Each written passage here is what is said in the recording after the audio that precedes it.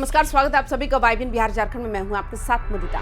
क्या बिहार में खान ब्रदर्स की दहशत का अंत हो गया है? क्या AK-47 और बुलेट प्रूफ जैकेट जैसे घातक हथियारों के दम पर जयराम की दुनिया में अपना नाम बनाने वाले अयूब खान अब पुलिस की गिरफ्त में है? सोचिए, वो अपराधी जिसे बिहार ही नहीं बल्कि यूपी और ओडिशा की पुलिस भी सालों से ढूंढ रही थी, वो मुजफ्फरपुर की गली में कैसे पकड़ा गया?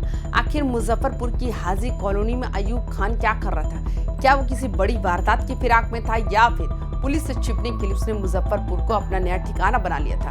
आज की इस विशेष रिपोर्ट में हम आपको बताएंगे STF के उस गुप्त ऑपरेशन की पूरी कहानी जिसने सीवान के इस कुख्यात शेर को सलाखों के पीछे पहुंचा दिया। वीडियो को अंत तक जरूर देखिएगा क्योंकि अयूब खान की गिरफ्तारी के बाद अब कई बड़े राज खुलने वाले हैं। मुजफ्फरपुर के मिठनपुरा थाना क्षेत्र में हलचल तब बढ़ गई जब STF की एक विशेष टीम ने हाजी कॉलोनी की घेराबंदी कर दी। पुलिस को सटीक इनपुट मिला था कि सीवान का मोस्ट वांटेड अपराधी अयूब खान यहाँ छिपा हुआ है। STF ने बिना कोई गलती किए घेराबंदी की और अयूब खान को धर दबोचा। मुजफ्फरपुर के सिटी SP मोहम्मद मुहिबुल्लाह अंसारी ने खुद इसकी पुष्टि की है। अयूब खान काफी समय से पुलिस को चकमा दे रहा था, लेकिन इस बार STF की जाल से वो बच नहीं सका। सीवान पुलिस उसे पुराने आर्म्स एक्ट मामले में अपने साथ ले गई और लेकिन ये गिरफ्तारी सिर्फ एक केस नहीं बल्कि एक पूरे आतंकी साम्राज्य की है। अब सवाल ये उठता है, आखिर सीवान का इतना बड़ा डॉन मुजफ्फरपुर की तंग गली में क्या कर रहा था? सूत्रों से मिली जानकारी के मुताबिक अयूब खान बिहार छोड़कर नेपाल भागने की फिराक में था। मुजफ्फरपुर का ये इलाका उसके लिए एक सेफ हाउस की तरह था जहां से वो बॉर्डर पार करने की प्लानिंग कर रहा था। STF पिछले 15 दिनों से उसके मोबाइल लोकेशन और करीबियों पर नजर रखे हुए थी। जैसे ही वो मुजफ्फरपुर पहुंचा, STF ने चारों तरफ से घेर लिया। कहा जा रहा है गिरफ्तारी के वक्त वो तो पूरी तरह निहत्था था, वरना मुजफ्फरपुर की हाजी कॉलोनी में एक बड़ी मुठभेड़ भी हो सकती थी। जयराम की दुनिया में खान ब्रदर्स यानी अयूब खान और रईस खान का नाम सुनते ही लोगों के पसीने छूट जाते थे। आपको याद होगा पिछले साल जब इनके ठिकानों पर छापेमारी हुई थी तो पुलिस भी दंग रह गई थी। वहां से कोई मामूली कट्टा नहीं बल्कि AK-47 राइफल, कार्बाइन, 2 नाली बंदूकें और मिलिट्री ग्रेड की बुलेट प्रूफ जैकेट बरामद हुई थी। खान ब्रदर्स की कहानी सिर्फ कट्टे और गोलियों तक सीमित नहीं है। इनके पास मौजूद है बुलेट प्रूफ जैकेट और AK-47। ये इशारा करते हैं कि इनके तार किसी अंतरराष्ट्रीय गिरोह से जुड़े हो सकते हैं। पुलिस ये जांच कर रही है आखिर एक अपराधी गिरोह के पास मिलिट्री ग्रेड के हथियार कैसे पहुंचे। क्या इन्हें सीमा पार से हथियारों की सप्लाई हो रही थी?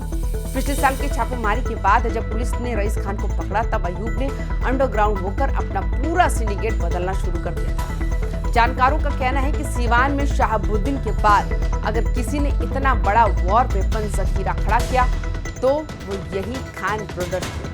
रईस खान तो पहले ही पकड़ा गया था, लेकिन अयूब खान फरार चल रहा था। इन हथियारों के जखीरे से साफ था कि ये भाई बिहार में किसी बड़ी गैंगवार या सत्ता को चुनौती देने की तैयारी में थे। अयूब की गिरफ्तारी के बाद अब पुलिस ये पता लगाने में जुटी है इन खान भाइयों को ये घातक हथियार आखिर सप्लाई कौन करता था। अयूब खान का काला चिट्ठा बहुत लंबा है। उस पर हत्या, रंगदारी, लूट, डकैती और अपहरण के कुल 42 मामले दर्ज हैं। उसका आतंक सिर्फ सीवान तक सीमित नहीं था बल्कि उत्तर प्रदेश और उड़ीसा की पुलिस भी उसे अपनी डायरी में मोस्ट वांटेड लिख चुकी थी। दिलचस्प बात तो यह है कि लगभग 4 साल पहले भी STF ने उसे पूर्णिया के 22 चेक पोस्ट से पकड़ा था, लेकिन जेल से बाहर आते ही वो फिर से अपने पुराने धंधे में लग गया। सीवान के सिसवन थाना क्षेत्र के ग्यासपुर गांव का रहने वाला यह अपराधी सीवान की राजनीति और अपराध के संगम का एक बड़ा मोहरा रहा है। 17 अलग अलग थानों में दर्ज उसके केस उसकी दहशत की गवाही देते हैं। फिलहाल अयूब खान से गुप्त स्थान पर कड़ी सुरक्षा के बीच पूछताछ की जा रही है। पुलिस सूत्रों का कहना है कि अयूब के पास कई बड़े सफेदपोश नेताओं और अधिकारियों के राज हो सकते हैं।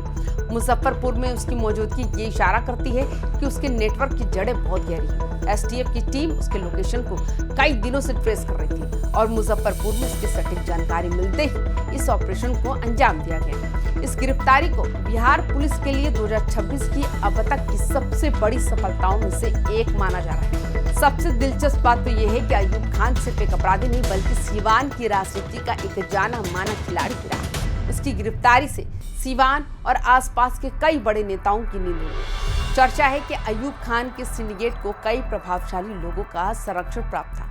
पूछताछ में अगर अयूब ने मुंह खोला तो बिहार की राजनीति में एक बड़ा भूचाल आ सकता है। एसटीएफ अब उसके उन बेनामी संपत्तियों और बैंक खातों की भी तलाश कर रही है जिनके जरिए वो अपने इस विशाल आपराधिक साम्राज्य को फंड कर रहा था। पुलिस ये भी पता लगा रही है कि मुजफ्फरपुर में उसे पनाह देने वाले लोग कौन थे। तो दोस्तों, क्या आपको लगता है कि अयूब खान की गिरफ्तारी के बाद सिवान में अपराध कम होगा? क्या बिहार पुलिस को खान ब्रदर्स जैसे और भी अपराधियों के खिलाफ ऐसा ही सख्त एक्शन लेना चाहिए? अपनी राय कमेंट बॉक्स में जरूर दें। बिहार के क्राइम और पॉलिटिक्स की हर बड़ी अपडेट के लिए YBN बिहार झारखंड को अभी सब्सक्राइब कर ले और बेल आइकन का बटन दबाना ना भूलें।